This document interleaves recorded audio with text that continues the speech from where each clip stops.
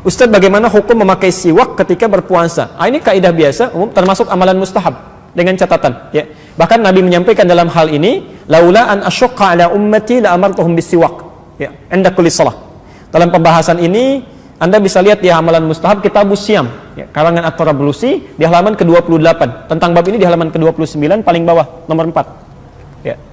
Kitabnya As-Syam. Warnanya putih. Baik ya. Nah, kata Nabi, kalaulah tidak memberatkan kepada umatku, tentu aku akan perintahkan umatku untuk bersiwak setiap kali dia akan salat. Kata para ulama, di siang Ramadan justru dianjurkan amalan mustahab. Ya. Jadi amalan-amalan puasa itu, maaf kalau saya agak cepat, ada yang amalan mujawaz yang dibolehkan, jaizatus syam, ada yang makruhatus syam, makruh dilakukan. Ya. Kalau yang boleh itu artinya nggak ada pahala, nggak ada dosa, bisa dilakukan saja. Ya. Seperti misalnya kumur-kumur saat wudu, ya. Kemudian saat di luar wudhu tapi situasi panas luar biasa, ingin kumur-kumur boleh. Ya. Tapi kalau menyengaja kumur-kumur nggak ada alasan, itu makruh hukumnya. Ya, khawatir nanti sebagian air bisa tertelan. Ya. Lak, tiba-tiba ada yang masuk, ya. Itu kan masalah. Ya. Termasuk suntik ini, kalau suntik untuk obat, itu jaiz boleh. Ya. Bukan untuk menambah energi, ya. Bisa suntik vitamin C atau lain, itu bukan. Jadi ada penyakit yang memang harus disuntik. Ya, ada insulin, ada macam-macam, misalkan harus diberikan, itu boleh, tidak membatalkan puasa. Ya. Nah, ada lagi amalan makruh, kalau dilakukan dosa sih tidak, cuman Allah nggak suka. Ya, Nabi tidak suka. Ya, semacam misalnya, maaf, yang masak-masak kebanyakan cium bau masakan, ya, atau banyak mencoba apakah asin atau manis, ya, atau melembutkan makanan untuk baik dengan cara dimasukkan ke mulut, itu makruh masuknya. Nah, ada amalan mustahab itu yang sangat dianjurkan, berpahala bila dikerjakan, tapi tidak mengandung dosa bila tertinggalkan. Di antaranya bersiwak. Ya. Siwak itu artinya sikat gigi. Ya, bersikat gigi. Ya, jadi kayu itu bukan siwak namanya. Kalau kayunya disebut dengan udul arak. Ya, kayunya. Kayu digunakan untuk bersiwak. Ya. Jadi Anda boleh menggunakan itu, boleh menggunakan sikat gigi, tapi yang dianjurkan jangan gunakan pasta-pasta yang sekiranya bisa mengumpulkan ludah. Ya. Jadi kalau misalnya Anda gunakan pasta gigi, ya ludahnya misalnya terlalu banyak terkumpul atau diduga sebagian tersisa akan tertelan, itu makruh hukumnya. Makruh, ya. Baik.